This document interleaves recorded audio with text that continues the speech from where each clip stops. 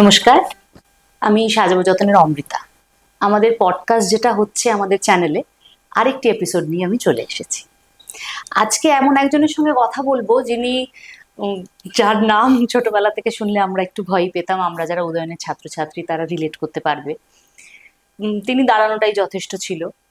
এখন তার সঙ্গে এত সহজে এরম ভাবে কি করে কথা বলবো আমি জানি না, তবে এখন অনেকটাই তিনি কম রাগী হয়ে গেছেন।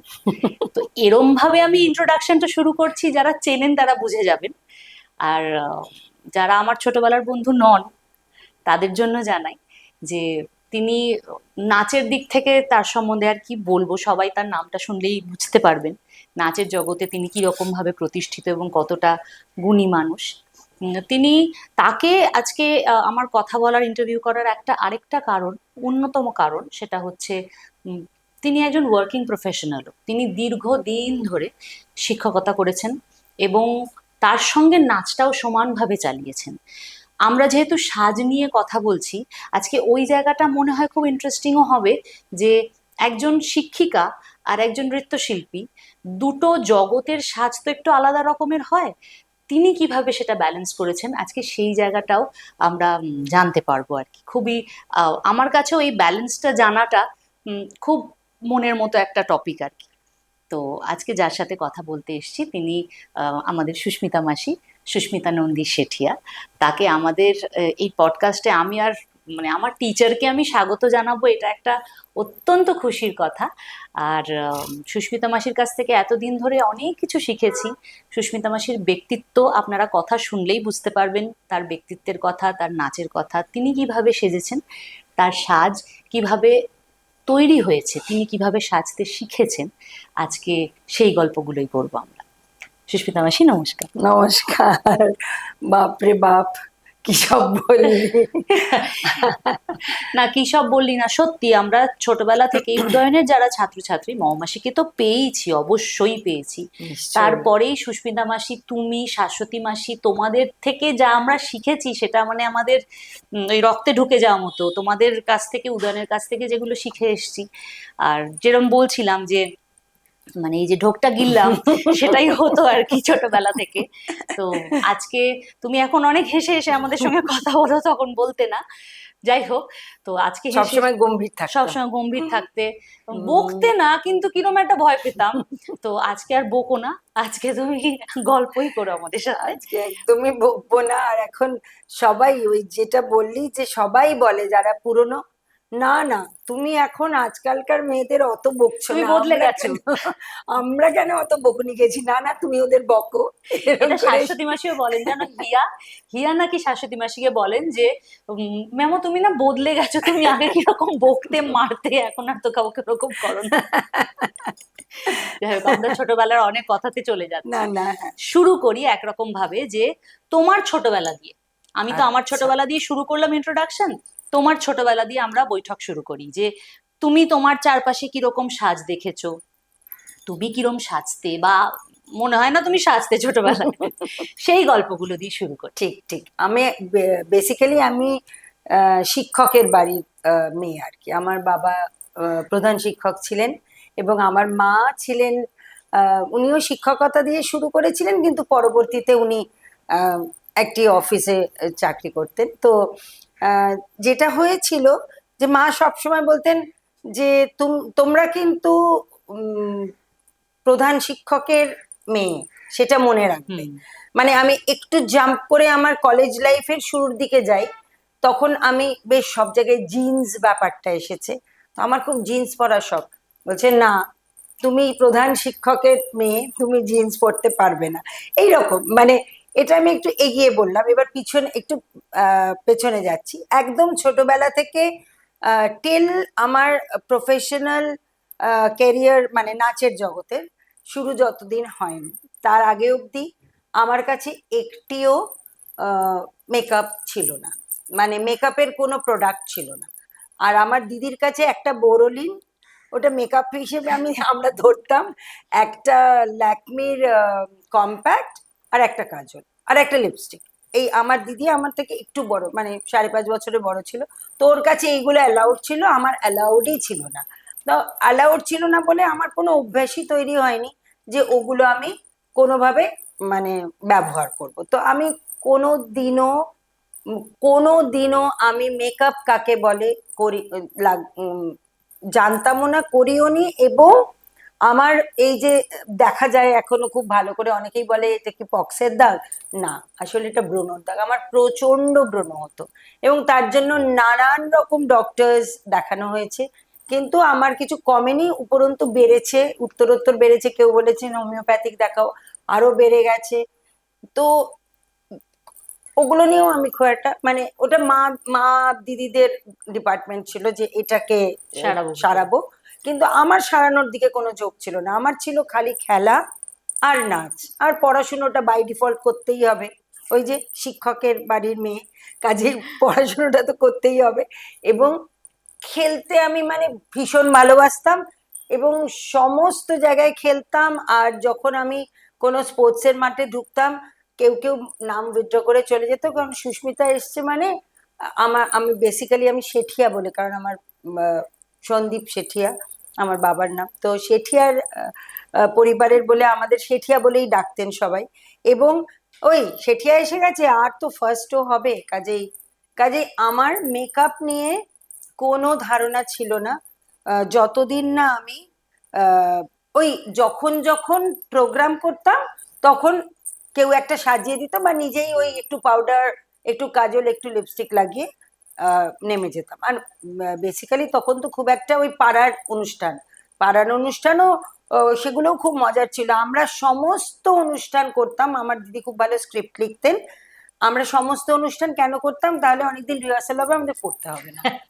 এটা ছিল আমাদের মেন মোটো, যে আমাদের পড়তে হবে না। এবং আমরা প্রচুর অনুষ্ঠান মানে আমরা ইভেন 15ই আগস্টও আমরা একটা প্রোগ্রাম শিডিউল করে রাখতাম যে এইটার জন্য আমাদের এই এই গান করতে হবে, এই এই রিহার্সাল করতে হবে। রিহার্সাল মানে সেদিনকার সন্ধ্যেবেলার পড়াটা হবে না। তো সেই আমরা যখন প্রোগ্রাম করতাম তখন ওই হয় দিদি সাজিয়ে দিত, কিংবা আমি নিজেই সাজতাম এই। আর উম, আমি গীতবিতানে নাচ শিখতাম প্রথমে। তো গীতবিতানে যখন নাচ শিখতাম একদম ছোটবেলায়, art centre of the Orient বলে একটি স্কুলে, হাওড়া, সেখানে নাচ শিখতাম। তো সেখান থেকে চলে আসার পরে আমি গীতবিতানে নাচ শিখতাম। গীতবিতানে ওই যখন যখন অনুষ্ঠানে হয়তো হয়তো চান্স পেতাম, তখন খুবই কম চান্স পেতাম, তো তখন তখন মেকআপ ম্যান যারা থাকতেন তারাই সাজিয়ে দিতেন তোমার কাজে। তোমার ছোটবেলায় তোমার মা বা মাতৃস্থানীয় যারা বাড়িতে হ্যাঁ, থাকতেন, আশেপাশের আত্মীয়রা, সেই মানে ওই সময়ের ছবিটা কিরম ছিল? তারা কিরম সাজতেন? হয় না মাকে দেখে বা জেঠিমা কাকিমা মাসিদের বুঝতে দেখে একটা পেরেছি। সাজের একটা ছবি ফুটে ওঠে। তারা মানে আমি যদি পরার দিক থেকে বলি, তারা সবসময় শাড়ি পরতেই দেখেছি, অন্য কোনো রকম পোশাক পরতে কখনো দেখিনি। আর তারা যেটা আহ, করতেন সেটা হচ্ছে সুন্দর করে একদম পরিষ্কার করে চুল বাঁধতেন, হুম। একটা বিনুনি, লম্বা বিনুনি, আমার মায়েরও লম্বা চুল ছিল, লম্বা বিনুনি করতেন, অফিস যেতেন। এবং মানে মায়ের তখন আমাদের মতো এত আধিক্য তো কিছুরই ছিল না, কাজেই হয়তো খুব লিমিটেড শাড়ি, কিন্তু সেটা এত সুন্দর করে পরতেন। আমার মাও ছিলেন একজন মানে বলা যায় ফ্যাশন আইকন, কিন্তু মুখে কোনোদিনও কিছু লাগাতে আমি তো অন্তত মনে পড়ে না যে কোনো মেকআপ করেছেন বা পাউডার লাগিয়েছেন। হয়তো ক্রিম অ্যাট দ্য মোস্ট, মানে বোরোলিন হয়তো লাগাতেন, এরকমই। আর কিছু তো আমি লাগানোর কথা আমার মনে পড়ছে না। কাজল লিপস্টিকের তো দূরস্ত, ওগুলো তো আমাদের সময় মনে হতো ওগুলো মানে হচ্ছে নিষিদ্ধ জিনিস আর কি। ওগুলো লিপস্টিক লাগানো মানে একটা বিরাট বড় মানে পাপ করে ফেলার মতো অবস্থা আর কি। খুব সেজে খুব ফেললাম। সেজে ফেললাম এরকম। আচ্ছা, তুমিও চাকরি করেছো, তোমার মাও চাকরি হুম, জগতে ছিলেন, এখনো চাকরিরত অনেক মহিলারা রয়েছেন, হ্যাঁ, কোনো সাজের বিবর্তন তুমি দেখতে পাও? হ্যাঁ, আমি নিজেই তো অনেক মানে যেহেতু আমি যখন বলবো যে কেন আমি সাজতে শুরু করলাম, তারপর থেকে আমি আর কখনোই মানে এই যে আমি 40 বছর পড়িয়েছি হুম। একটা স্কুলে। এবং আমি এই স্কুল থেকে ওই স্কুল শিফটও করিনি, ওখানেই পড়িয়েছি 40 বছর। এবং হ্যাঁ, আমি প্রথম দিকে যেমন খুব একটা কিছুই করতাম না, কিন্তু পরবর্তীতে আমি বেশ আহ সুন্দর, কিন্তু আমার সাজের সবসময় একটা মাত্রা ছিল যে এর বাইরে আমি খুব একটা সাজবো না, মানে প্রচন্ড গ্লিটার টিটার লাগিয়ে আমি স্কুলে চলে গেলাম ওটা নয়, বা কোনোদিনই গ্লিটার লাগাই না আমি, সেটা নয়, কিন্তু ওই একটা সুন্দর পোশাক, তার সঙ্গে মানানসই হয়তো একটা জুয়েলারি, তার সঙ্গে আমার শাড়ি কি সালোয়ার কামিজ যাই পরে যাই সেইটা প্রপারলি আমি পরে স্কুলে যেতাম। এবং আমি এটাও জানি যে মানে ছাত্রছাত্রীরা যখন আমি একটু বড় ক্লাসে পড়াতাম তখন তারা বা যারা দেখতো যে আমি কি পরে এসছি, কি গয়না পরে এসছি, কি জুতো পরে এসছি, তারা সব নজর করতো।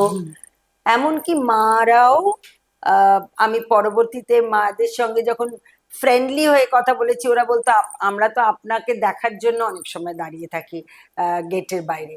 তো হ্যাঁ, আস্তে আস্তে দেখেছি যে এই ট্রেন্ডটা সবার মধ্যে না, মানে প্রায় 80% টিচার্সরাই প্রপারলি স্কুলে আসাটাই পছন্দ করে, প্রপারলি। সেটাই মানে হ্যাঁ, মানে তাতে একটু প্রসাধন থাকে। হ্যাঁ, আগে যেমন মারা একদমই কিছু করতেন না সেটা নয়, একটু প্রসাধন থাকে। আর স্টুডেন্টদের মধ্যে যে সাজে মানে স্টুডেন্ট ইন দ্য সেন্স প্রজন্মটা তো একটা বদলে যাচ্ছে। হ্যাঁ, তো তোমরা যখন ছোট ছিলে তোমরা একরকম ভাবে সাজতে না, না, মানে সেরকম ভাবে বলতে গেলে সাজা ওটাকে বলে না, না, কিন্তু এখন যারা ছোট বা স্কুলের তারা সাজে। এই এই জিনিসটা যে বদলে যাচ্ছে, এইটা তুমি ওই যে অ্যাজ এ বললাম, টিচারই বা কি বলবে, অ্যাজ এ ডান্সারই বা কি বলবে? ওই যে বললাম যে আমরা লিপস্টিক লাগানোটাকেও মনে করতাম একটা অপরাধ, কিন্তু এখন তো দেখি ছোট্ট বাচ্চারা, মানে সে 3 বছরই হোক 4 বছরই হোক, মেয়েদের কথা আহ প্রথমে বলছি, যে তারা তো লিপস্টিক, কাজল, গয়না গাটি, মানে সরস্বতী পুজো মানে হুম। প্রচুর সাজ। সরস্বতী পুজো মানে আমাদের সময় ছিল শুধু একটা শাড়ি পরা, লাল পরে একটা হলুদ হ্যাঁ, শাড়ি। হলুদ শাড়ি একটা পরা, ওইটাই একটা আমাদের এক্সট্রা বেনিফিট ছিল যে সরস্বতী পুজোর দিন একটা সুন্দর শাড়ি পরতে পারবো। কিন্তু এখন সরস্বতী পুজো মানে সে গয়না গাটি মানে হেন কিছু নেই, তারা করে আসে না। আর বড়রা আরো, মানে ছোটরা যেমন ছোটদের মতো সেজে আসে, কিন্তু সাজে, প্রচুর সাজগোজ।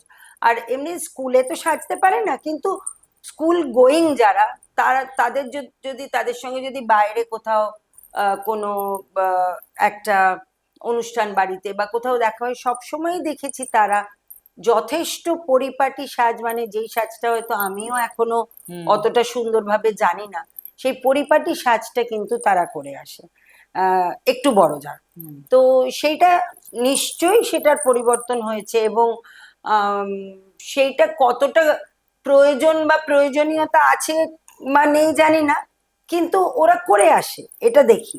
এবার আমাদের সময় তো আমরা কোনোদিনই, মানে বিয়ে বাড়ি হলেও আমাদের খেলাটাই মেন লক্ষ্য থাকতো। আর হয়তো মা একটু সোনার গয়না টয়না পরছেন, আমার একটাই উদ্দেশ্য ছিল আংটি। মা একটা আংটি দাও, আংটি পরবো, মানে একটা আংটি পরা মানে অনেক অনেক সাজ সেজে। হয়ে গেল। তার বেশি আর খুব একটা কিছু মনে নেই, তা আংটি পরতাম, আংটি আবার খুলে রেখে কোথাও এদিক ওদিক রেখে হারিয়েও ফেলতাম।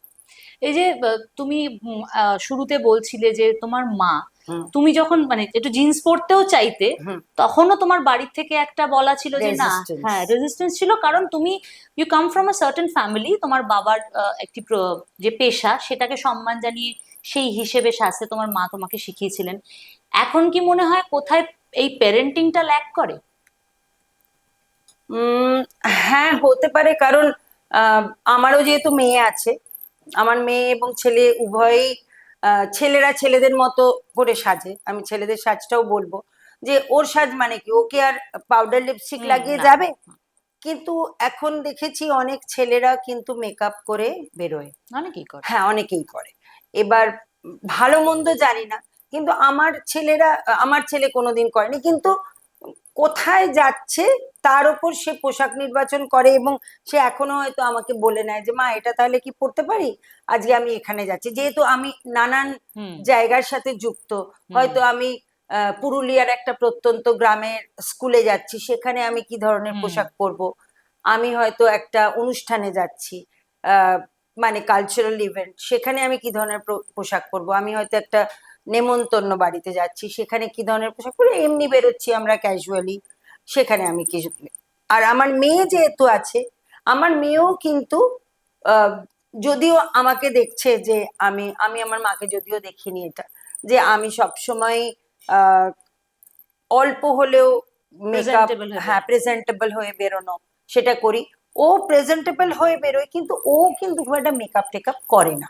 মানে ও, আর ও আমাকে বলে যে মা, তুমি তো আস্তে আস্তে আহ মানে বয়স বাড়ছে, বয়স বাড়ার সঙ্গে সঙ্গে মানুষের অনেক কিছু পরিবর্তন আসে, সেটা একটা ন্যাচারাল প্রসেসে আসে। বলছে মা, ন্যাচারালটা ন্যাচারালি রাখতে দেবে। এই কথাটা ওর কাছ থেকে শোনাটা আমার জন্য খুব একটা মানে কি বলবো, যে আমার মনে হয় সামহাও কোথাও আমরা আহ, মানে জোর করে শেখাইনি কিছু। ও হয়তো হুম মানে অটোমেটিক্যালি শিখে গেছে যে এই ন্যাচারাল চেঞ্জেস গুলো প্রয়োজন হুম না, এবং সেইটা সেইভাবেই রাখো। সেটাকে আবার ঢাকতে যেও না, অনেক কিছু দিয়ে হুম চাপিয়ে হুম ঢাকতে যেও না। অসুবিধা নেই, একটু যদি রিঙ্কল আসে কি হয়েছে তাতে? রিঙ্কল তো আসবেই, একটা সময়ের পরে তো আর তোমার টান টান স্কিন থাকবে না, তখন তো একটু কুচকে যাবেই। তো কুচকুক, তাতে কোনো অসুবিধা নেই। তুমি এটাকে অত এটাকে অত ইয়ে দিও না। হুম মানে আমি যদি কখনো বলি দেখ একটু চোখের নিচটা দেখেছিস, আচ্ছা হোক না, কি হয়েছে, তা অসুবিধা নেই। আর ও খুব একটা কিছু সাজগোজ করে না, মানে ও খুব কম, মানে ভীষণই কম। ও একদমই মানে আমারই মতো, হয়তো জিন কথা বলে বলে না, সেটা আমারই মতো, খুবই কম। কিন্তু না, একদম আমার যে একদম কোনো আইডিয়াই ছিল না যে কোন কোন মেকআপ কি বৃত্তান্ত, সেগুলো হয়তো জানে। কারণ এখন যেহেতু এটা ইন্টারনেটের যুগ এবং সমস্ত কিছু দেখতে শুনতে পাওয়া যায়, হুম কাজে না প্লাস জানাটাই, প্রজন্মটাও বদলাচ্ছে, নিজেদের মধ্যেও তো আলোচনা এবং না জানাটাই এখন বোকামো। কারণ হুম আমি শিক্ষিত হই, কিন্তু আমি কতটা সেটার অ্যাপ্লাই করবো ব্যবহার করব সেটা আমার উপরে। আমি শিক্ষিত কেন হব না? সব সব নিশ্চয়ই। বিষয়েই আমার জ্ঞান ও থাকাটাই ও দরকার। যখন বড় হচ্ছে, ওরও তো সাজের ইচ্ছাগুলো বদলাচ্ছে, হুম। তখন তুমি ওকে কিভাবে গাইড করছো? ওর নিজের বেসিক্যালি সাজের খুব একটা ইচ্ছে বদলায় না, কিন্তু ও ওর বন্ধুদের যখন দেখে যে ওর বন্ধুরা অনেকটাই অন্যরকম পড়ছে, এবং সেটা আমি হয়তো একটু সমালোচনা করলাম, বা আলোচনা করলাম, সমালোচনা কথাটা একটু অন্যরকম, তো আলোচনা করলাম যে দেখ ও এরকম জামা কাপড় পরে বেরোচ্ছে, ও বলছে কেন পরবে না। তখন উম, আমার এই নিয়ে আমার ওর মধ্যে অনেক আলোচনা হয়, প্রচুর আলোচনা হয়। বিশেষ করে লকডাউনে আমরা অনেক এই নিয়ে আলোচনা করেছি, এবং সেটা আমার খুব মনে হয় যে এখন যে ও, লকডাউন তো আরো 5 বছর হুম আগের কথা, 6 বছর আগের কথা, এখন যে ও, ওই সময়ের আলোচনাটার কিন্তু ফল আমি ওর ভেতর দেখতে পাই, হুম খুব খুব করে দেখতে পাই। হুম এবং ও যে এই যে তখন আমি ওকে একটা জিনিস খুব ভালো করে বুঝিয়েছিলাম, সেটা হচ্ছে যে আমরা তো মানে আমাদের শেষ কথা হচ্ছে আমরা ভারতীয়, হুম এবং আমরা ভারতীয়, এবং আমাদের ভারতীয় কিছু ঐতিহ্য আছে। আমরা বিদেশের আহ, ভালো জিনিসগুলো কেন গ্রহণ করব না? নিশ্চয়ই গ্রহণ করব। কিন্তু সমস্ত বিদেশি সবকিছুই কি আমাদের গ্রহণ করার প্রয়োজন আছে? হুম কারণ আমরা অলরেডি রিচ, আমরা প্রচন্ড রিচ। আমাদের সাহিত্য বলো, আমাদের নাচ বলো, আমাদের গান বলো, আমাদের যে কোনো ফিল্ডে, পড়াশুনো বলো, যে কোনো ফিল্ডে আমরা সব মানে অনেক অনেক এগিয়ে। এবং সেই জন্য এবং আমাদের আগেকার দিনে চুল বাঁধা, তুই ভাবনা, চুল বাঁধা, হুম কত রকমের চুল কত বাঁধা রকমের ছিল।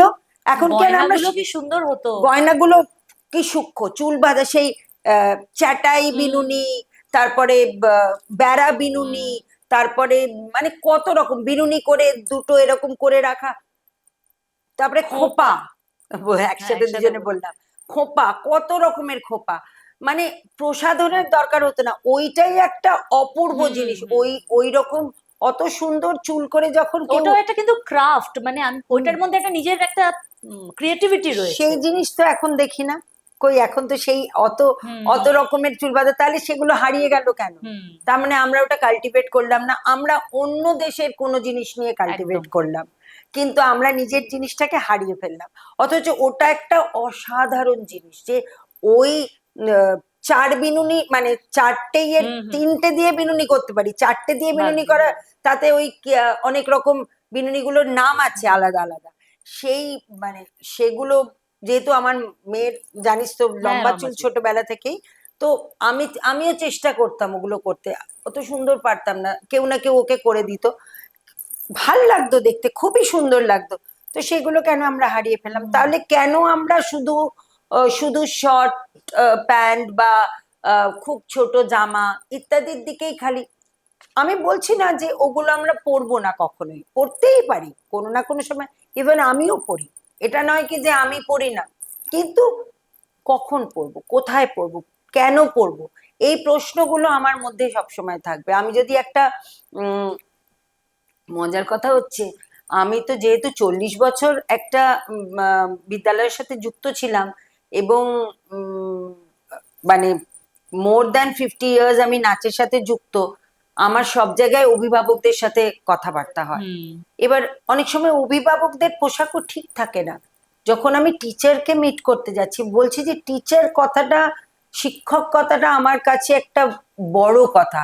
এই মানে যুগটাকে আমরা একটু একটু একটু একটু করে চেঞ্জ করে নিচ্ছি, তো সেই জন্য এই শব্দগুলোও খুব একদম। এই যে তুই বললি যে তোমার সাথে যে বসে কথা বলবো, সেটাতেও আমার একটা মানে হেজিটেশন আছে। তো আমরা কিন্তু অনেকটাই, আমি সক্ষতা মানে শিক্ষক ছাত্র ছাত্রীর সক্ষতা নিয়ে আমি কিছু বলছি না, কিন্তু আমি যখন তার সাথে কথা বলতে যাব, তখন আমি কি পোশাক পরবো সেটা নিশ্চয়ই আমাকে ভাবতে হবে। আমি যদি একটা শর্টস পরে একজন শিক্ষকের কাছে চলে যাই, কিংবা আমি আমার ছেলেকে ড্রপ করতে এসেছি স্কুলে, আমি একটা শর্টস পরে চলে এলাম, এগুলো আমার মনে হয় এটা তার পরবর্তী প্রজন্ম মানে তার ছেলে মেয়েও কিন্তু একটা ভুল শিক্ষাই পাচ্ছে। একদম। কাজে মানে আহ, বিচার্য হচ্ছে যে আমি তো কাউকে পরিবর্তনটা আমি ঘটিয়ে দিতে পারবো না, কিন্তু বিচার্য হচ্ছে যে আমি আমার ওই মানে আমার নিজের যে আমি যেখানে পা দিয়ে আছি, যে মাটি, সেই মাটিটা তো ভারতবর্ষ। এবার ভারতবর্ষে থেকে আমি হাতড়াচ্ছি অন্য অন্য দেশের অনেক কিছু, কিন্তু ভারতের মাটিতে যে খনি রয়েছে, সেই খনিকে আমি ভুলে গিয়ে হাতড়াচ্ছি। সেইটা কোথাও গিয়ে আমার মনে হয় যে একটা দ্বন্দ্বের সৃষ্টি করছে। নিজেরা নিজেদের আস্তে আস্তে দেখবো আমার পায়ের তলে মাটিটা আর নেই, সরে গেছে, রুটটা চলে যাচ্ছে। রুটটা থেকে আমি নিজেই নিজেকে উপড়ে উপরে ফেলছি ফেলছে। আস্তে আস্তে। সেইটা আমার মনে হয় কোথাও গিয়ে একটা ঠিক হয়তো হচ্ছে না, এটা আমার ধারণা। এই এই জায়গাটা আমাদের পডকাস্ট যারা ফলো করছেন তারা দেখবেন, আহ, মানে বড় যারা যারা কথা বলছেন এই বিষয়ে, সকলের কিন্তু এটাই বক্তব্য যে আমাদের তো শিক্ষাটা বাড়ি থেকেই শুরু হয়। আমরা ছোট থেকে বাড়ি থেকে যে কোনো জিনিস শিখতে শুরু করি, এবং আহ, মেয়েদের ক্ষেত্রে বেশিরভাগ যেটা হয়, মায়ের একটা প্রভাব থাকে। মা কিভাবে কোন পোশাক কিভাবে পরবেন, শাড়ি কিভাবে পরবেন, সেগুলো শেখাতে শেখাতে জান। হয়তো যাদের মানে দুর্ভাগ্যবশত যারা বাবার কাছে মানুষ হন, হয়তো তার সেই দায়িত্বটা পড়ে, বা সেক্ষেত্রে ফ্যামিলির অন্যান্য মাতৃস্থানীয় যারা আছেন তাদের সেই দায়িত্বটা পড়ে। আমি যেটা বলতে চাইছি সেটা হচ্ছে, বাড়ির এই অভিভাবকদেরই কিন্তু বোধহয় কোথাও একটা দায়িত্ব বর্তায়, যে একজন যখন ছোট থেকে বড় হচ্ছে, তার সেন্সটা ঢোকানো, তার মধ্যে ওই বোধটা ঢোকানো যে কোনটা করব কোনটা করব না। ঠিক। সেটা ব্যবহারের দিক থেকে হলেও তাই, পড়াশোনায় অঙ্ক কেন ভুল হচ্ছে সেটার জন্যও তাই, আবার নিজেকে কিভাবে আমরা পরিচালিত করব, আমরা কিভাবে সাজবো, সেই দিকটাতেও বোধহয় একটু বাড়ির লোকেদের যদি নজরটা থাকে, তাহলে বোধহয় আমাদের সবসময় এটা এখন বলতে হবে না যে দেখেছিস ও যাচ্ছে কিরম একটা পোশাক পরে যাচ্ছে, কেন এরম ভাবে পোশাক পরলো, লোকে কি কেউ বাড়িতে কিছু বলে না? এই সেন্টেন্স গুলো কিন্তু আমরা শুনি। তো আমরা ভাবি না এটা নিয়ে, আমরা সমালোচনাটা করে ওখানেই ইতি টেনে দিই। কিন্তু আমরা যদি নিজেদের বাড়ি থেকেই শুরু করি, অন্তত একজনও যদি আমাদের পডকাস্ট দেখে কারোর মনে হয় যে না ঠিকই এই কথাটা নিয়ে ভাবা যেতে পারে, তাহলেও কিন্তু ধীরে ধীরে ধীরে ধীরে ওই উম, একটা নোংরা গ্লাসে একটা নোংরা জল ভর্তি থাকলে কি হয়, ভালো জল দিতে দিতে দিতে দিতে গ্লাসটা আবার ক্লিন হয়ে যায়, আবার পরিষ্কার হয়ে যায় জলটা। তো ওই জিনিসটা হয়তো আমাদের সমাজে হবে যে যে একটু অন্যরকম চিন্তা ভাবনা ঢুকে গেছে, আমরা যদি ভালো চিন্তাটাকে কনস্ট্যান্ট দিতে থাকি ভেতরে, তাতে বোধহয় 1 থেকে 2, 2 থেকে 4, 4 থেকে 16 এরকম করতে করতে জিনিসটা আবার ছেঁকে উঠবে। তো এইটা একটু ভেবে দেখবেন। আবার চলে আসি তোমার সঙ্গে গল্পেতে। মানে এই কথার পরিপ্রেক্ষিতে একটা জিনিস বলি যে আমরা যদি ভালো জিনিস অনেক দিই, আমাদের ভালো জিনিসের সংখ্যা কমে যাচ্ছে। হ্যাঁ। ভালো জিনিস যদি অনেক দিক আমরা, তাহলে খারাপ জিনিস আমরা দেখবো না। হুম। তো আমি ভালো মন্দ বুঝতে পারবো। যদি শুধুই খারাপ থাকে হুম। চতুর্দিকে, তাহলে আমি ভালো তো ভালোটা জানতেই পারছি না। সেটাই, সেটাই। আচ্ছা, তুমি এবার বলো, তোমার সাজটা মানে আজকে তোমার একটা পরিপূর্ণ সাজ, তোমার একটা স্টাইল তৈরি হয়েছে। এবার সেই স্টাইলটা তো প্রথম দিন থেকেই হয়নি, যেরকম তুমি বলছিলে, বিভিন্ন বিভিন্ন মানুষের সংস্পর্শে এসে তোমার স্কুল, কলেজ, নাচের জগৎ, শিক্ষকতার জগৎ, পুরো সময়টা দিয়ে জার্নিটা কমপ্লিট করে তোমার একটা সাজে প্রভাব পড়েছে হুম বিভিন্ন মানুষের। হুম। সেই গল্পটা বলো, যে তুমি আজকে এত সুন্দর করে, যে সে যে সবসময় বড় টিপ তোমাকে আমরা দেখেছি বড়টি ছোটবেলা থেকে। বান্টি আমার নাম। হ্যাঁ হ্যাঁ, ছোট্টবেলা থেকে দেখেছি বড় টিপ। চশমার ফ্রেমটা এখন একটু বদলে গেছে, এখন একটু সাজগুলো, শাড়ি গয়না বরাবরই তুমি ভালোবাসো পড়তে। তোমার সাজটা কিভাবে সম্পূর্ণ হলো? বলছি, আমি ওই তো বললাম যে আমি আগে একদমই সাজতাম না। এবার যখন আমি আমার মানে ক্লাসিক্যাল তো শিখেছিলাম, তারপরে যখন কন্টেম্পোরারি ওয়ার্ল্ডে এলাম ডান্সার্স গিল্ডের হাত ধরে, তখন আমি ওই সাধারণ ক্ষেত্রে আমি সাজতাম না। হুম। কিন্তু যখন মানে শোতে তো তোমায় সাজতেই হবে, কিছু তো করার হুম। নেই। তো এবার তখন মঞ্জু মাসি সবসময় একটা কথা বলতেন, ডক্টর মঞ্জুশ্রী চাকি সরকার যিনি আমাদের ডিরেক্টর ছিলেন, উনি সবসময় বলতেন যে তোমরা যখন ভারতকে রিপ্রেজেন্ট করছো, তখন সবসময় তোমরা সেজে গুজে থাকবে। এটা আমরা শুনতাম, কিন্তু অনেক সময় হয় না, শুনছি কিন্তু উপলব্ধি করছি না। হুম। এবার আমরা সাজগোজটা তো অত মানে ঠিক কথা নয়, এরকমই একটা আইডিয়া মাথার ভেতর চলতো। তো সেই জন্য ওই আমি যেরকম, আমার মতো আমার সতীর্থরাও ওরকম কয়েকজন ছিল। এবার আমরা যখন এমনি থাকতাম, আমাদের কোনো প্রসাধন বা খুব মানে সব সময় সুন্দর জামা কাপড় পরে থাকা এরকম না, মানে একটা সাধারণ ঠিকঠাক জামা কাপড় পরে। এরকম একদিন আমাদের পেরুতে, ঠিক আছে, পেরুতে আমরা নাচ করতে গেছি। সাউথ আমেরিকান কান্ট্রিজের চারটে, মানে লাস্ট কান্ট্রিটা ছিল পেরু। তো এরকম আমার সকালে একটু হাঁটতে বেরিয়েছি আমরা পাঁচজন। একজন শুধু একটা সম্বলপুরি শাড়ি পরেছে, ঠিক আছে। আর সম্বলপুরি শাড়ি তো খুব বাহারি হয়, হুম। আঁচলটা খুব বাহারি হয়, সুন্দর লাগছে ওকে। আর আমরা, আর বাকি তিনজন, চারজন মিলে বেড়াতে বেরিয়েছিলাম। আমরা তিনজন খুবই সাধারণ একদম জামা কাপড় পরা, প্রসাধন তো দূরস্ত, মেকআপ তো কিচ্ছু নেই। এবার হঠাৎ করে একদল এসে বলছে যে তোমাদেরকে এরকম স্টুডিওতে যেতে হবে, আমাদের পারমিশন নেওয়া আছে এরকম। আমরা এই তোমরা তো ইন্ডিয়া থেকে এসেছো, ওদের তো কথা বলায় খুবই অসুবিধে, তো এসেছো, তোমাদেরকে বলছে না না আমরা না, আমরা ইন্টারভিউ দেবো না। একে তো এই ওরম জামা কাপড় পরা, তারপরে এমনি সালোয়ার কামিজে পরা আছে কিন্তু সাধারণ। এবার বলছে না না, you have to go, you have to go, you have to go বলে নিয়ে গেছে, আর কাছে ছিল। এবার কি করা হবে, এই আমার আমার এরকম একটা আঁচল, সেই আঁচলটিকে এরকম করে টানানো হলো, আর তার পিছনে তিনটি মুখ,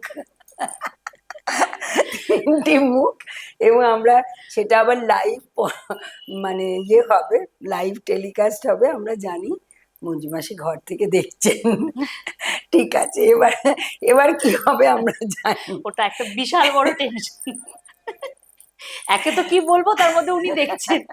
এবার ফিরেছি, যথারীতি উনি আমাদেরকে বুঝিয়েছেন যে দেখলে তো, যে তোমাদেরকে কেন সেজে বলেছি, থাকতে হ্যাঁ বলি। কেন বলি, যে তোমরা তো ভারতবর্ষকে রিপ্রেজেন্ট করছো। ভাগ্যিস ওই বন্ধুটার নাম করে বলছে, ওর শাড়িটা ছিল, তাই তোমরা বেঁচে গেছো।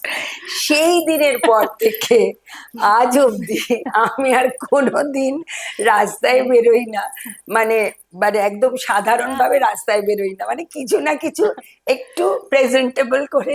তারপর থেকে আর কোনোদিনও এটা হয়নি। এরপরে সাজটা নানান জনের নানান রকম ইনফ্লুয়েন্স থেকে সাজটা আমার ধীরে ধীরে আমার স্টাইলে তৈরি হয়েছে। যেমন বড় টিপ পরাটা মঞ্জু মাসি রঞ্জাকে দেখেই আমার বড় টিপ পরার ব্যাপারটা এসেছে। বা আমি খুব কাঞ্জিভারম শাড়ি পরতে ভালোবাসি, বা সাউথের শাড়ি যে চওড়া বর্ডার থাকবে ওরকম শাড়ি পরতে ভালোবাসি। তো সেইটাও কিন্তু ওনাদের কে দেখে আমার এসেছে, যে ওনাদেরকে খুব প্রেজেন্টেবল লাগতো, খুব গর্জাস লাগতো, কিন্তু প্লেন শাড়ি কিন্তু ভীষণ সুন্দর লাগতো, সেইটা দেখে এসেছে। তারপরে ধীরে ধীরে আরো যখন বড় হলাম তখন নিজের টেস্ট গুলো ধীরে ধীরে চেঞ্জ হতে শুরু করলো। আমার তখন এই যে আমি যে এরকম কাঁথা শাড়ি পরি বা তসর শাড়ি পরা, তসর পরা আমার খুব একটা ফেভারিট ব্যাপার হতে শুরু করলো। এরকম ধীরে ধীরে পাল্টে পাল্টে তারপরে তাঁতের শাড়ি, তাঁতের শাড়ি যেমন এখন মানুষ খুব একটা পরেই না, কিন্তু তাঁতের শাড়ি পরাটা আমার মায়ের থেকে শেখা, বা ওই ঢাকাই কাজ করা শাড়ি মায়ের একটা খুব ইচ্ছে থাকতো সব সময়। আমরা এখন বললে বলতাম ক্রেজ থাকতো, কিন্তু মায়ের জন্য ক্রেজ কথাটা চলে না, কারণ যেহেতু আমরা খুবই সাধারণ মধ্যবিত্ত পরিবারের মানুষ, মা মায়ের অনেক ইচ্ছে থাকলেও সবসময় ঢাকাই শাড়ি, এখন আমার খুব আক্ষেপ হয় যে কতই শাড়ি দিতে পারতাম, কিন্তু এখন তো আর তারা কেউ নেই। ওই বাবা মাঝে মাঝে নিয়ে গিয়ে মাকে বা মায়ের জন্মদিনে একটা করে ওই তাঁতের উপর ঢাকাই কাজ করা শাড়ি কিনে দিতেন, এবং সেগুলো যে মা এত, আমার খুব লম্বা ছিলেন, এত সুন্দর করে পাট পাট করে পরতেন, এত প্রেজেন্টেবল লাগতো, সেইটাও আমার চোখে আছে। তো আমার সেই শাড়িও খুব শখ যে আমি ঢাকাই শাড়ি পরবো বা ঢাকাই কাজ করা শাড়ি পরবো।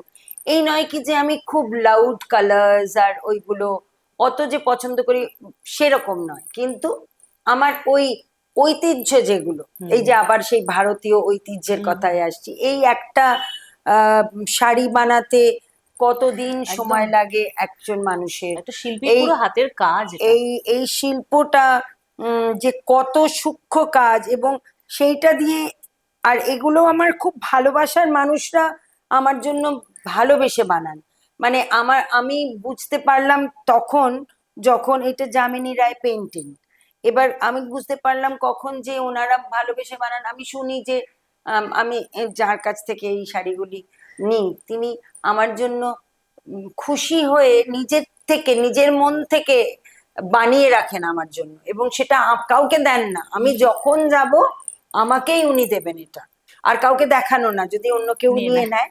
তো সে থেকে বুঝতে পারি যে এরা হয়তো মানে আমি হয়তো আমার একটা কোনো স্টাইল স্টেটমেন্ট তৈরি করতে পেরেছি, যেটা থেকে আমি মানে ওনাদের কাছেও এক্সপেকটেশনটা থাকে যে উনি নিশ্চয়ই এইরকম শাড়ি পছন্দ করবেন বা এইটা করবেন।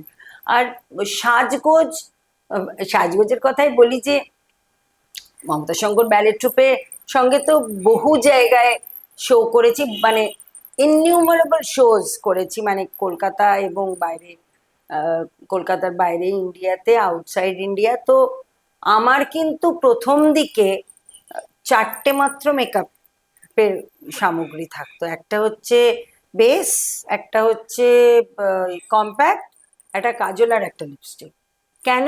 লিপস্টিক দিয়ে সবকিছু করা যায়, লিপস্টিক দিয়ে রুজও লাগানো যায়, লিপস্টিক দিয়ে আইশ্যাডো করা যায়, লিপস্টিক লিপস্টিকের মতো কাজ করে, আর কাজলটা দিয়ে আইব্রাও করে নিলাম, আর কাজলটা দিয়ে এটা করে নিলাম। আর তাতে কিন্তু মানে নাচের কোয়ালিটির কোনো খামতি হয়নি, এবং তাতে যে আমরা খুব প্রশংসা কম পেয়েছি যে ও সুস্মিতা বেশি মেকআপ করেনি, কিন্তু উল্টে অনেক জায়গায় শুনেছি ওর চোখগুলো কথা বলছে বা ওর বডি ল্যাঙ্গুয়েজ কথা বলছে, এগুলোই শুনেছি। আমি যে কম মেকআপ করেছি, মানে মেকআপ মানে কি আমার যা যা খুঁত সেগুলোকে ঢাকা, সেইটুকুনি হয়তো কাজে লাগিয়ে দিতে পেরেছি, যে অতটাও প্রকট হয়ে পৌঁছয়নি মানুষের কাছে। তার জন্য শুনেছি যে না এটাই অসুবিধা হয়নি, বা ওভারঅল আমাদের গ্রুপের কোনো নাচে হ্যাম্পার হয়েছে বা গ্রুপের কোনো ক্ষতি হয়েছে সেরকম কিছুই হয়নি। এবং এটা কিন্তু শুধু আমি না, আমার সঙ্গে সঙ্গে অনেকেরই ছিল, লকেটেরও হয়তো এইটুকুনি, আমরা সকলেই তাই তো শিখেছি যে খুব বেশি নমিনাল মেকআপ করে স্টেজে, এখনো নমিনাল। এবং এখন মানে আমার হয়তো পাশে আমারই গ্রুপের একটি মেয়ের হয়তো অনেক মেকআপ আছে, হুম। তাকে দেখে ভাবছি ও আচ্ছা এত কিছু মেকআপ লাগে বুঝি, আমি তো সেটা জানতাম না। এইসব দেখে টেকে আমার আবার এখন একটু বেশি মেকআপের হ্যাঁ, সামগ্রী হয়েছে। ওটা হচ্ছে একটা ইনসিকিউর ফিলিং থেকে আমারও আছে। যাও যে না আমার একদম নেই, এটা ঠিক নয়, আমার আরেকটু থাক। এবার দোকানে গেলে বলে আপনি প্রাইমার লাগাবেন প্রথমে। প্রাইমার সেটা তো দেওয়ালে দেওয়ালে লাগে। বেসিক্যালি কাজটা কিন্তু একই। একই সেম কাজ। তো মানে হুম, সেটা পরে বুঝেছি হুম। যে কাজটা সেম। প্রাইমারটা তো দেওয়ালে লাগে জানতাম।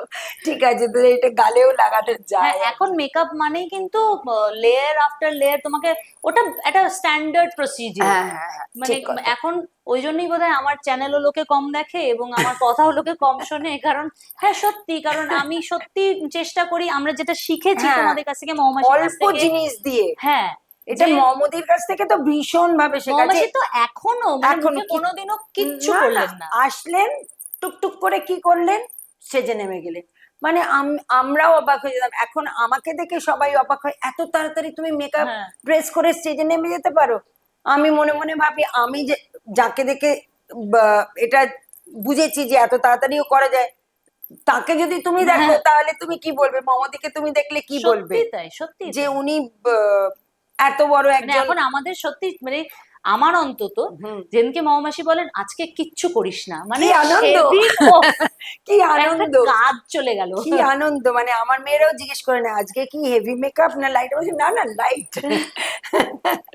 তুমি তুমি ডান্সার্স গিল্ডে যখন ছিলে, হ্যাঁ, তুমি ওইখানকার গল্প একটু বলো। ওনারা মানে হুম, ডক্টর মঞ্জুশ্রী চাকি সরকার এবং ওনার রঞ্জাবতী, ওনারা কিভাবে সাজটাকে, ওনারা সাজতেন কিভাবে বা কিভাবে ভাবতেন, ওই সাত জিনিসগুলো তো আমরা আর কখনো এক্সপিরিয়েন্স করতে পারবো না। তুমি ছিলে, প্রত্যক্ষ করেছো, তুমি বলো।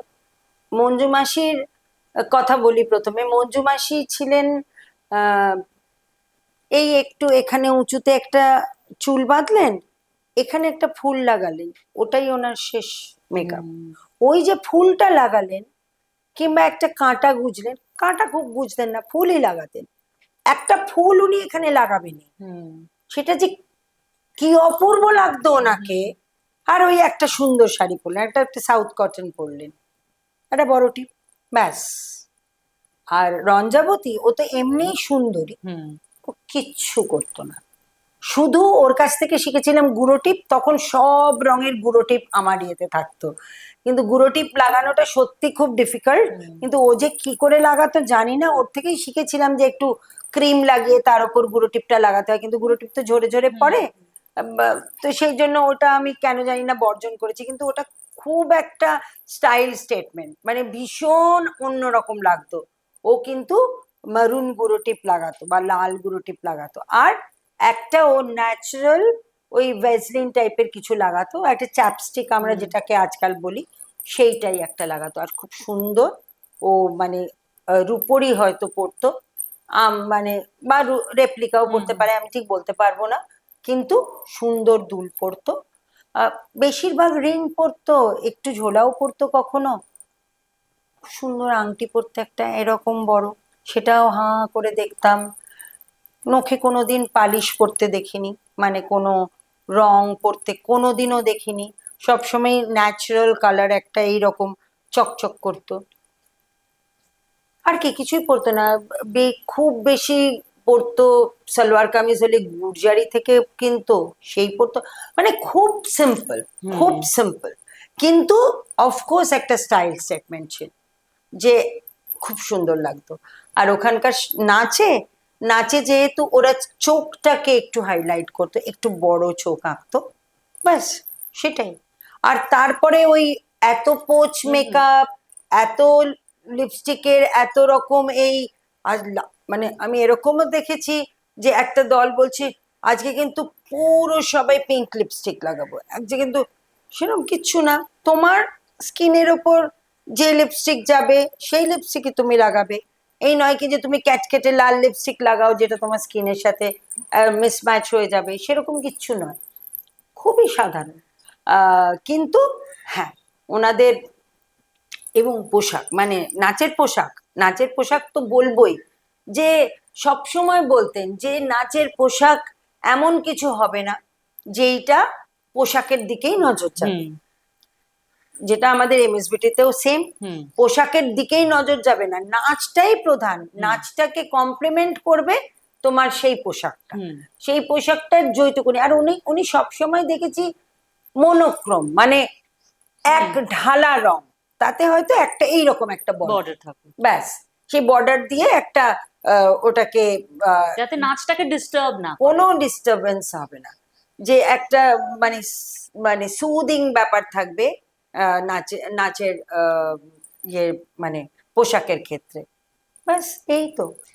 আর এই যে তুমি ওনাদের কথা বলছো, মাসির কথা বলছো, এরকম যাদের সাজ দেখে আমরা বড় হয়েছি বা সাজতে হ্যাঁ, শিখেছি, তোমার কি মনে হয় যে শুধু সাজ সাজ জিনিসটা শুনলে না আপাত দৃষ্টিতে খুব সুপারফিশিয়াল, ওপর ওপর মনে হয়, কিন্তু সাজসজ্জা পুরো জিনিসটাই একটা মানুষের ব্যক্তিত্বকেও আরো ওপরে তোলে, তো এবার এদের আর কি এনাদের ব্যক্তিত্বটাই এতটা স্ট্রং, সাজ বোধহয় ওপর থেকে চাপিয়ে দিতে হয় না। আমার প্রশ্নটা এইদিকে যাচ্ছে যে এখন সাজতে বেশি হচ্ছে মানুষকে, বা সাজতে তারা চাইছেন বেশি, কোথাও কি ওই ব্যক্তিত্বের জায়গাটা কমে যাচ্ছে বলে সাজটা বাড়ছে?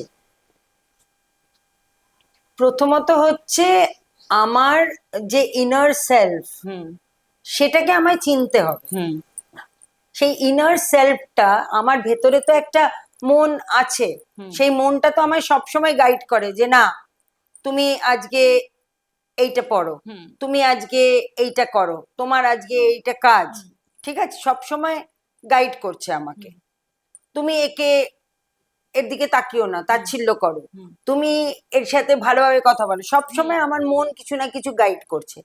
এবার তোমার মনটাকে হাইলাইট করবে তোমার সাজ, হুম ঠিক আছে। হুম তুমি যেই মুহূর্তে মনে করছো, মানে নাচের ক্ষেত্রে বলি প্রথমে, যে ওনাদের নাচটা এত স্ট্রং, আমি যে দুটি Absolutely. দলে কাজ করেছি, ওনাদের বক্তব্য স্ট্রং বলার থেকেও বলবো, ওনারা এত ডেডিকেটেডলি কাজটা করেন, মানে ওনাদের যেটা কাছে স্ট্রং সেটা আরেকজনের কাছে স্ট্রং নাও হতে পারে, কিন্তু ওনাদের কাজটার মধ্যে এত ডেডিকেশন আছে যে তারপরে আর চাপানো সাজগোজের কোনো প্রয়োজন হয় না, যেইটুকুনি কাজটাই কথা বলে। কাজটাই কথা বলে, যেইটুকুনি না করলে নয়। এইবার সেম জিনিস for for the daily life, আমার চলাটাই কথা বলবে যে আমি কি, হুম আমি কিভাবে বসবো, আমি এরম করে বসবো না, হুম আমি এরম করে বসবো, আমি এরম করে বসবো, কিভাবে বসবো, কিভাবে কথা বলবো,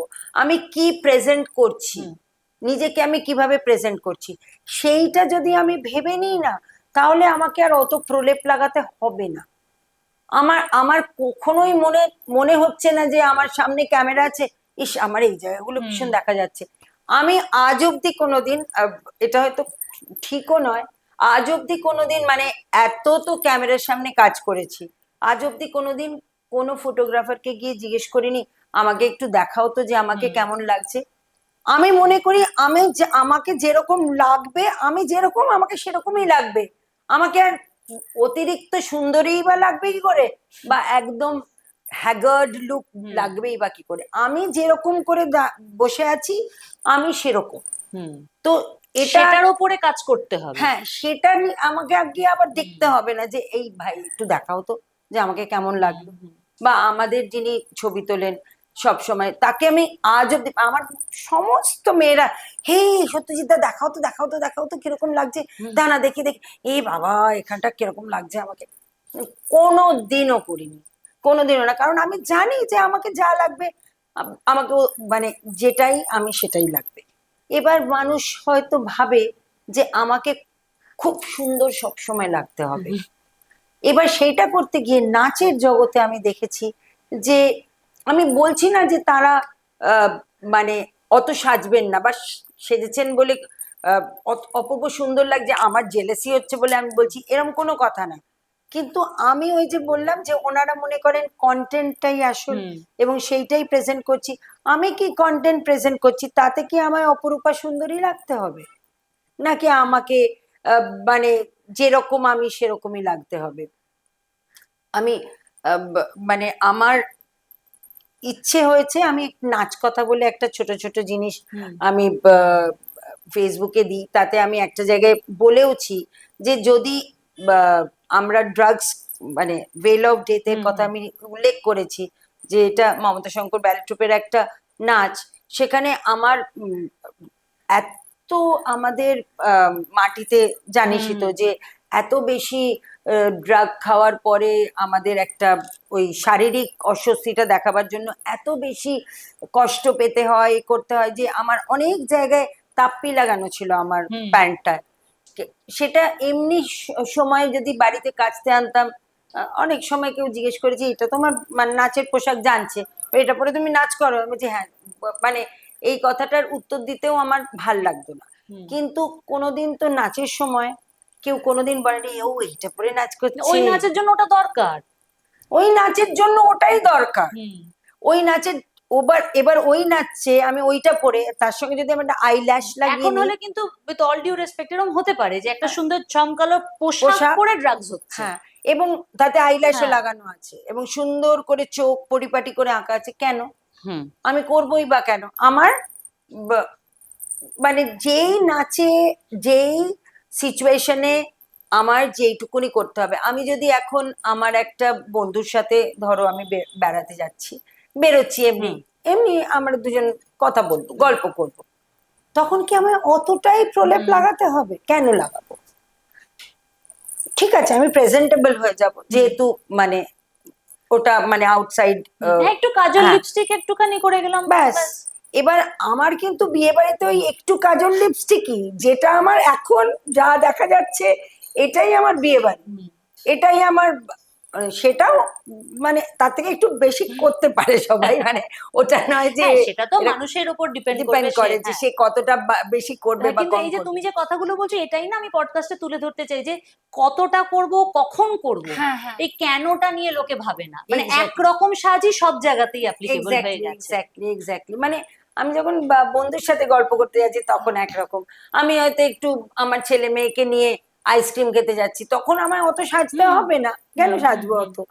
কিন্তু আমি হয়তো একটা জায়গায় কারোর সাথে মিট করতে যাচ্ছি যেখানে অনেক বড়রা আসবেন, একটা একটা আলোচনা সভা, সেখানে আমি একটা হয়তো সুন্দর শাড়ি পরলাম, অল্প একটা একটু মেকআপ করলাম, হয়তো এখানে একটা ফুলও লাগালাম, গেলাম, মানে এটা ইট ডিপেন্ডস, মানে এটাকে ভাবতে হবে, মানে যে কোনো জিনিস নিয়ে আমাদের কিন্তু ভাবতে হবে যে আমি মানে শুধু পড়াশুনো নিয়েই ভাবছি বা সেটা নয়। আর পড়াশোনাটাই কিন্তু আমাদেরকে এগুলো ভাবতেও শেখাবে। একদমই তাই, একদমই তাই, যে পড়াশুনোটা শেখাবে, আমার পড়াশুনো যত থাকবে তত আমার ভাবনাটাও সেদিকে। যদি সাহিত্য পড়ো দেখবে যে রবীন্দ্রনাথের একদম যারা নায়িকা নায়ক তাদের কিরকম ভাবে উনি সাজিয়েছেন, ওই ক্যারেক্টার চরিত্র গঠনটা। চরিত্র। আবার যদি রামের সুমতি পড়ো, রামকে উনি কিরকম ভাবে পড়ে ছবি এঁকেছেন, প্রত্যেকটা ছবি, আমরা তো অত তখন টিভি আসেনি যে সবকিছুরই একটা ভিজুয়াল আর্ট, তো আমাদের মনের ভেতরে কল্পনা। এবার কল্পনায় আমি দেখছি যে শেষের কবিতার নায়িকা কিরকম ভাবে শিলংয়ের রাস্তায় হাঁটছে, ঠিক আছে? তো সেই ভাবনাটা তোমাকে কিন্তু সাহিত্য থেকেই তোমাকে তোমার সাজ পোশাকের কথা মনে করিয়ে দিচ্ছে। বা তুমি যদি শেক্সপিয়ারের ড্রামা পড়ো একটা, তাহলে তুমি প্রত্যেকের সাজ পোশাক আলাদা কেন, প্রত্যেকের সাজ পোশাকটা আলাদা কেন, সেটা তুমি অটোমেটিক্যালি বুঝে যাবে। এখন যদি সেলফিশ জায়ান্টের বাচ্চাগুলোকে তুমি খুব ড্রেসি গাউন পরিয়ে দিলে, ভীষণ সাজিয়ে দিলে, কেন সাজাবে? তারা তো খেলছে রাস্তায়, ঠিক, তারা তো খেলছে রাস্তায়, তারা একটা একটা সাধারণ ফ্রক পরবে বা একটা হাফ প্যান্ট পরবে, গেঞ্জি পরবে, ছেলেরা পরে খেলবে রাস্তায়। ওই কখন কিভাবে আর কতটাটা আমরা ভুলে যাচ্ছি বোধহয়। এগুলো পড়াশোনা থেকে নিশ্চয়ই আসবে, কেন আসবে না? নিশ্চয়ই তোমার যত পড়াশোনা হবে তত তোমার মাথা খুলবে এবং তত তুমি বুঝতে পারবে যে তুমি কিভাবে সাজটা মানে সাজটাকে নিয়ে বা পোশাকটাকে নিয়ে কিভাবে এগোবে, এবং তবেই তোমার স্টাইল স্টেটমেন্ট হবে। মানে আমি তো এক সময় ভাবি বাবা অমৃতাও তো কি সুন্দর সাজতে শিখে গেছে। সুস্মিতা মাসি, আজকে সকালবেলা আমি সত্যি, একে তো সকালবেলা উঠতে হচ্ছে শুটের জন্য, আর পডকাস্টে আর আমি কি বলবো, সকালবেলা উঠে তোমার কাছে আসছি, এবং আমি তো সেজে আসি না, আমি তো কোনোদিনই আমরা সাজি না, না, না। দেখেইছো। এখন সাজাবো যতনে চ্যানেলটা বা ফেসবুক পেজে যেটুকু আমরা কথা বলি, তাতেও আমি বলি কম সাজুন, যেটুকু দরকার না হলেও সাজবেন না, তাতে ভিউজও বাড়ছে না, লাইকও বাড়ছে না, সাবস্ক্রাইবারও বাড়ছে না। কারণ আমি যদি বলতাম রোজ হাইলাইটার লাগান, রোজ এরকম প্রাইমার বেস কনসিলার সব, হ্যাঁ।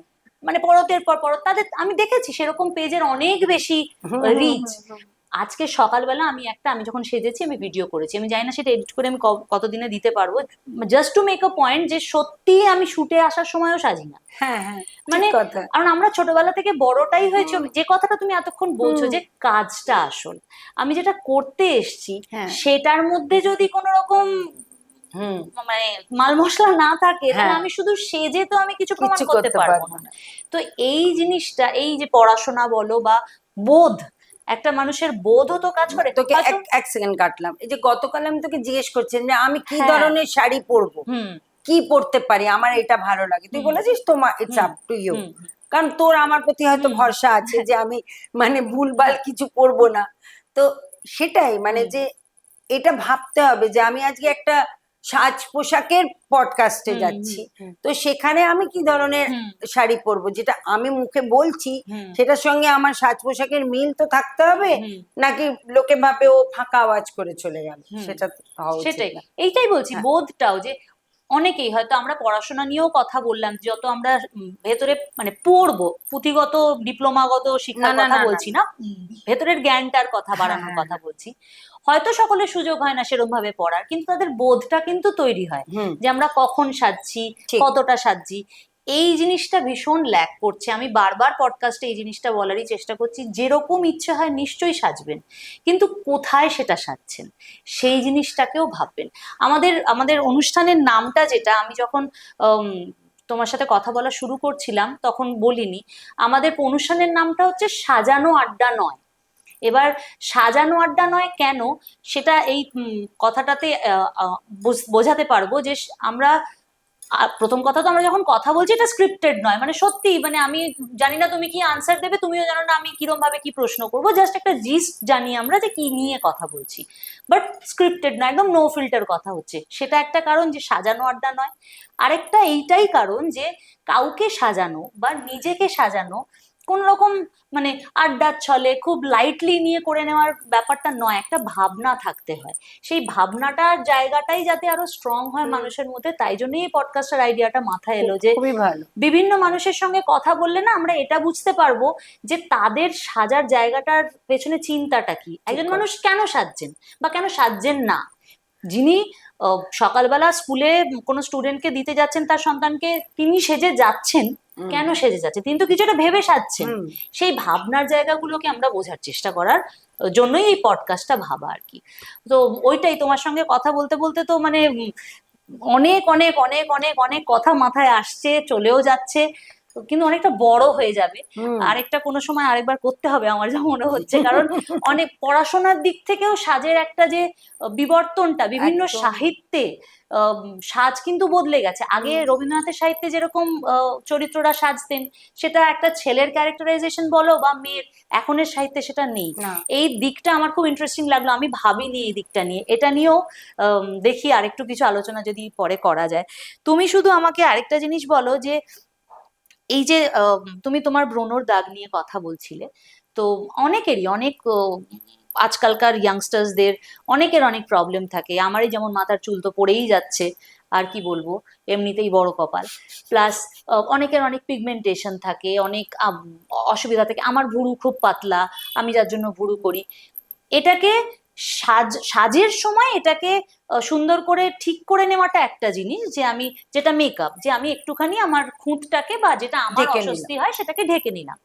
আরেকটা হচ্ছে অবসেসড হয়ে যাওয়া, ফ্যানাটিক্যালি ওটাকে আমায় কারেক্ট করতেই হবে, ফিলার্স, বোটক্স, লিপ সার্জারি, স্বীকার করুন বা না করুন বেশিরভাগ ক্ষেত্রেই আমরা দেখতে পাই, টিভি সিরিয়াল সিনেমাতে তো দেখতেই পাচ্ছি আমরা, কিন্তু সমাজের একটা স্তরে এটার প্রভাব বেশ ভালোই দেখতে পাই।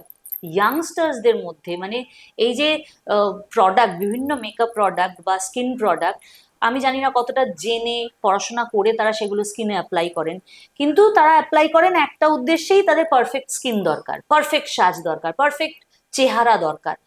এই পারফেকশনের পেছনে যাওয়াটা উইজডম থেকে কতটা আর অবসেশন থেকে কতটা আমি জানি না। এটা নিয়ে তোমার কি মনে হয়, তুমি কি বলবে?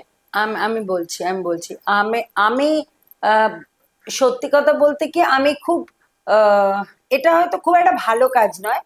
আমি খুব একটা নিজেকে নিজের যত্ন নিন, বলে না যে হুম, হুম, ত্বকের যত্ন হুম, নিন, তো নিজের যত্ন নিন অতটা আমি সত্যি কথা বলতে কি টাচউড, মানে ঈশ্বর ভালো রেখেছেন সেটা একটা ব্যাপার, কিন্তু ওই জোর করে নিজের খুব বেশি মানে ভিটামিন খাও, এই খাও, সেই খাও, এই করো, ওই করো। যেমন মানে আমি হুম, রিটায়ার করেছি হুম, সদ্য, হুম, তারপর থেকে আমি পরের দিন থেকেই ভেবেছি যে আমি চুলের জন্য, চুল তো পড়ে যাচ্ছে তুই বললি, আমার তো নেই এখন, তো আমি ভাবলাম যে ইয়ে করবো, কি যেন বলে, পেঁয়াজ। পেঁয়াজ, হ্যাঁ, পেঁয়াজের রস, ঠিক আছে, মানে আমার যিনি আছেন হেল্পার, ওনাকে দিয়ে করিয়ে রাখবো, তাহলে মাখবো।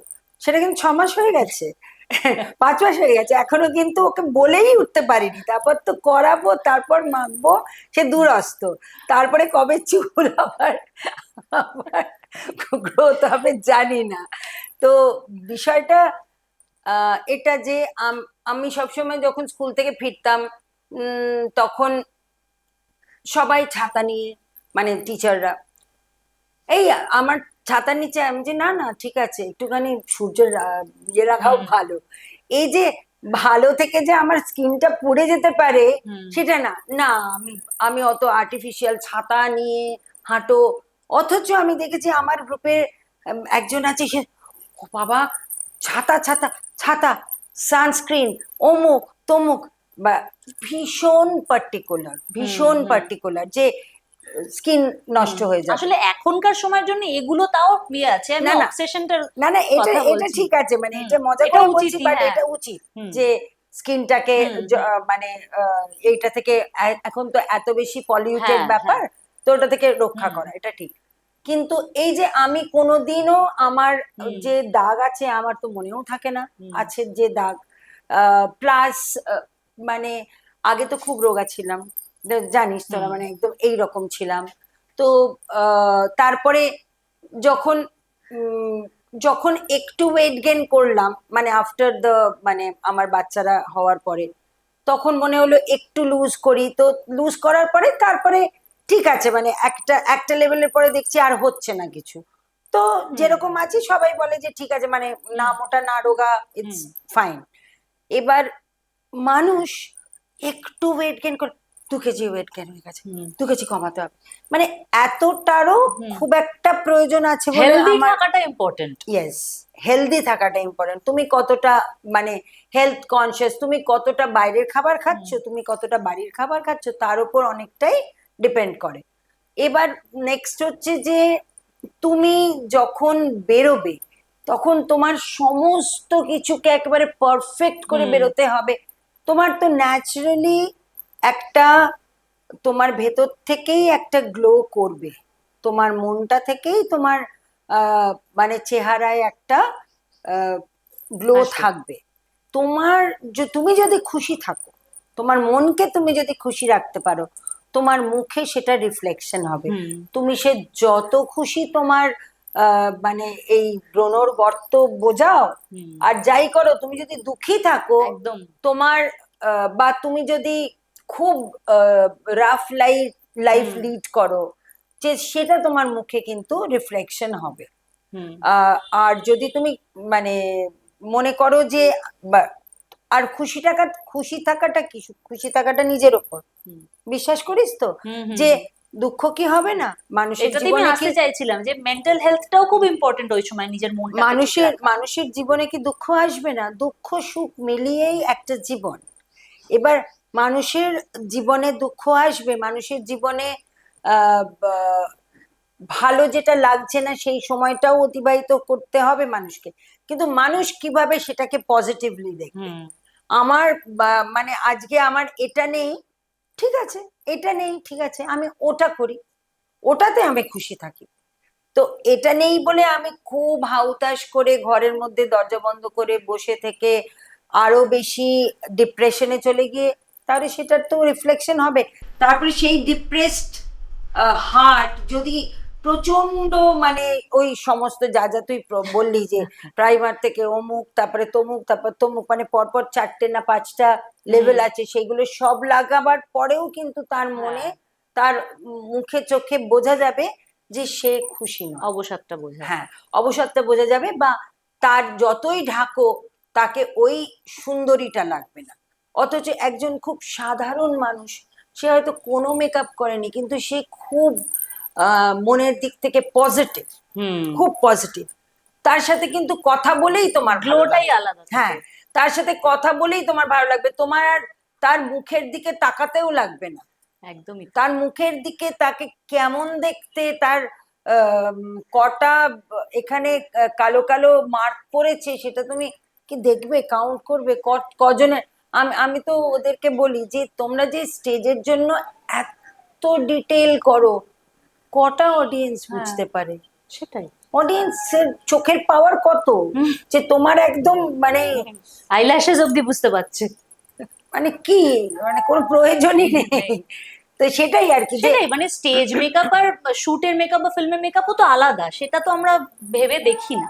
না, সেই সেই জায়গাগুলোই আর কি তুলে ধরা এর মধ্যে। এবং মানে নর্মাল লাইফে তো প্রয়োজনই নেই, যে এত কিছু করার প্রয়োজনই নেই। তুমি যদি তোমার কি বলবো ব্যক্তিত্বটাকে ঠিক করে প্রজেক্ট করতে পারো, তুমি যদি তোমার ভালোবাসাটা মানুষের মধ্যে ছড়িয়ে দিতে পারো, তুমি যদি বেসিক্যালি আমাদের পৃথিবীটাকে সুস্থ করতে পারে একমাত্র ভালোবাসা।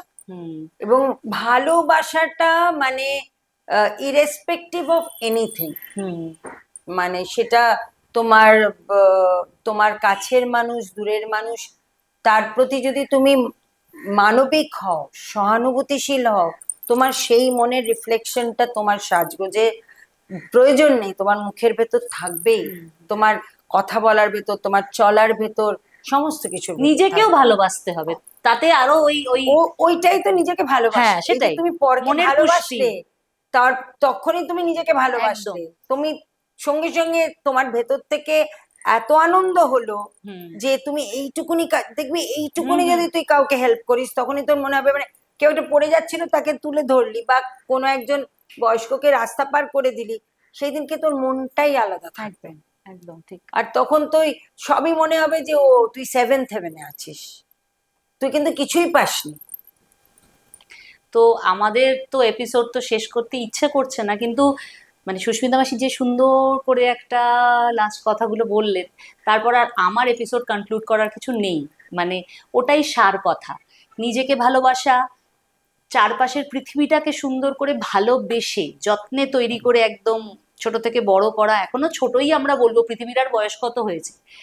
এবার আমাদের চারপাশে যেটা আমরা দেখি সেটা নিয়ে তো পডকাস্টের আইডিয়াটা শুরু হয়েছিল, যে আমাদের ভাবতে হবে আমরা কেন সাজছি, কতটা সাজছি, ভাবতে হবে। দুটো জিনিস আজকে মনে হয় আমি শিখলাম আজকে, একটা হচ্ছে ডিসিপ্লিন, আর একটা হচ্ছে এই মানবিকতাটা, ভালোবাসাটা। এবার ডিসিপ্লিনের মধ্যে শারীরিক ডিসিপ্লিন, যেটা আমি ব্যায়াম করব, শরীর সুস্থ রাখার ডিসিপ্লিন, আর একটা মন সুস্থ রাখার ডিসিপ্লিন।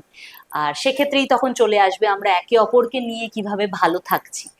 তো সবাই ভালোই থাকবেন, সকলকে ভালোবাসবেন, এবং আমাদের অনুষ্ঠানটাকেও যদি একটু ভালো লাগে, একটু ভালোবাসতে ইচ্ছে করে, সেই ভালোবাসাটা আমাদের একটু লাইক, কমেন্ট, সাবস্ক্রিপশন এগুলোতে একটু বোঝাবেন। তাহলে কি হয়, তাহলে আমি একটু উৎসাহ পাই।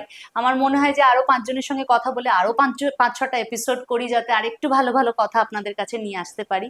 কারণ একটা জিনিস ইন্টারনেটে দেওয়া মানে, এটা আমাদের ইউটিউব চ্যানেলটাতে তো আপলোড হয়, তো সেখানে যাওয়া মানে পারপেচুইটির জন্য থেকে যাওয়া, আদি অনন্তকাল ধরে থেকে যাবে এই জিনিসটা। তো যাতে একটু ভালো জিনিস থেকে যায়, সেই চেষ্টাটাই আমি করছি আমাদের সাজানো আড্ডা নয় এই অনুষ্ঠানটার মাধ্যমে।